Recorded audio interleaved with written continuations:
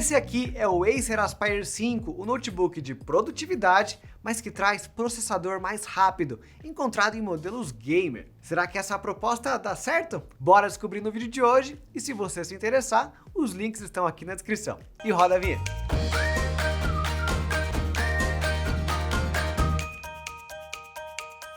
Para começar, a Acer deu uma pequena repaginada visual em alguns detalhes do corpo. Ela está com dimensões parecidas com a geração passada, porém com bordas um pouco mais finas, para um corpo um teco mais quadrado. É só uma pequena atualização daquela identidade visual de sempre. Outros detalhes do corpo continuam similares. O teclado, por exemplo, possui teclas baixas e com um toque levemente plastificado. Dá uma impressão da peça ser mais barata, quando comparada com notebooks de outras marcas, mas essa ainda é uma característica de quase todo modelo Acer. Ele não traz nada de especial como um leitor de digitais, porém a funcionalidade e o conforto são bons, assim como o touchpad. Não é o meu preferido para escrever por horas, mas você acostuma. Não colocaria nada aqui como um ponto negativo do Aspire 5. Até porque o corpo tem um baita de um ponto positivo nas portas de comunicação. Além do HDMI, do RJ45 e dos fones de ouvido, você tem 4 portas USB no total.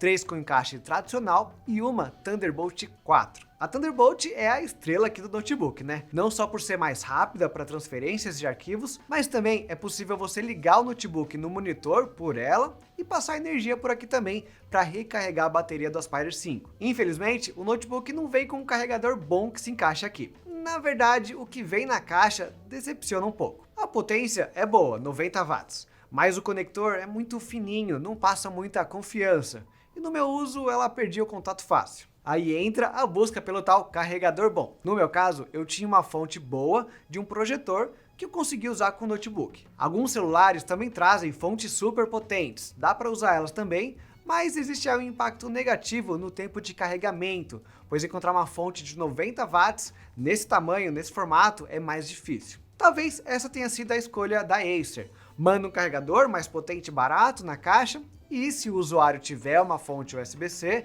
que seja boa, aí ele tem essa opção aí de troca. Agora, quando a gente muda para o assunto tela, encontramos o maior corte do notebook. Ele possui uma tela de 15,6 polegadas, resolução Full HD e 60 Hz. Tudo normal. Porém, o painel é TN. Infelizmente, isso é comum também, mas a TN é uma tela fraca, com cores mais lavadas, baixo contraste e ângulo de visão bem ruim. A Acer conseguiu dar um tapinha aqui e ali para ela não ser uma TN tão ruim assim, mas todos esses pontos fracos ainda estão presentes. Em especial, você sente falta de brilho, que pode ser bem fraco numa sala mais iluminada. E também tem a questão do ângulo de visão muito baixo. Ao abrir a tela, se você errar um pouquinho o ângulo, já erra, perde informação, fica tudo horrível. Considerando todos os pontos fortes do notebook lá no hardware que a gente vai falar, essa é uma limitação chata, até porque existem modelos bons também nessa faixa de preço com a tela IPS, mas eu já vou adiantar que o resto compensa esse ponto, desde que ele se encaixe no seu uso. Mas aí, sério, ficou aquela sensação de potencial perdido. Quão mais caro realmente seria o notebook se ele tivesse uma tela IPS? Mas, antes de continuar, deixa eu te perguntar, vocês já conhecem o comparador Escolha Segura? Por ele você encontra os sites com os melhores preços, testa cupons e ainda cria alertas para você não perder nenhuma promoção. Temos também um grupo no Telegram para quem prefere receber as melhores promoções e cupons que encontramos todos os dias direto na tela do celular. Os links estão todos aqui na descrição e bora continuar a análise. Mas vamos agora para o seu ponto forte, o hardware. Começando lá pelas opções de memória, você pode escolher entre 512 ou 256 GB de armazenamento. É um SSD NVMe de boa velocidade com possibilidade de expansão futura também. São 2 espaços M2 disponíveis por aqui. Para RAM, também é possível aumentá-la depois, e dependendo do seu uso, essa pode ser uma opção muito interessante, talvez até obrigatória. São 8 GB DDR4, que são ok para o Windows. 16 GB realmente seria melhor, o que pode ser uma opção depois, porque nada aqui é soldado. Mas falando de desempenho, agora entramos naquela história de note de produtividade com hardware gamer. Essa versão do Acer Aspire 5 traz o mesmo processador do seu primo mais fortinho, o Nitro 5. Ambos estão equipados com o Intel i5 12450H,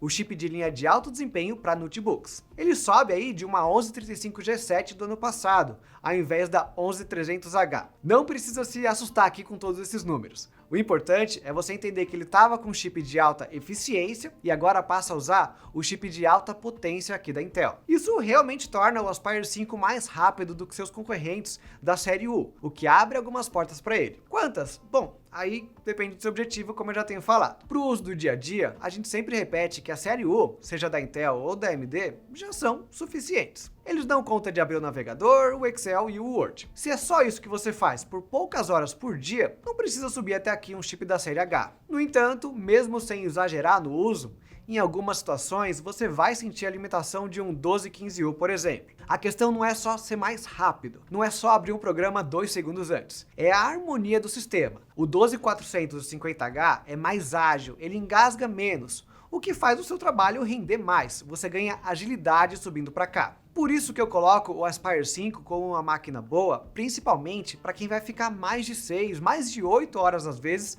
trabalhando direto. O notebook é mais ágil, trava menos, você se frustra menos e quem sabe consegue terminar suas tarefas mais rápido. Essa é a visão geral do uso como um todo, mas podemos expandir um pouco mais olhando para os testes. O Cinebench consegue mostrar as vantagens desse chip, principalmente contra a série U. O 12450H conseguiu pontuação média de 7.800 pontos. Essa é a média, viu? A pontuação costuma ficar em 770 mais ou menos, mas algumas vezes ele bateu 8.100, elevando aí o valor. Essa pontuação, inclusive, é bastante similar ao Nitro 5, que é um notebook genuinamente gamer. Significa agora que dá para jogar? Olha, quase. Agora temos o grande fator limitador de um notebook de produtividade. Dificilmente ele vai trazer uma placa de vídeo dedicada, boa, ainda mais na faixa de preço desse modelo. Sem ela, temos apenas a Intel UHD Graphics, que é a placa integrada no chip, e não vai dar conta de jogar Cyberpunk. Por mais que eu tente jogar esse título aí até numa calculadora, aqui não vai dar muito certo. Mas não é só jogo com gráfico pesado que é bom. Eu jogo muito título indie também, ou de pequeno porte,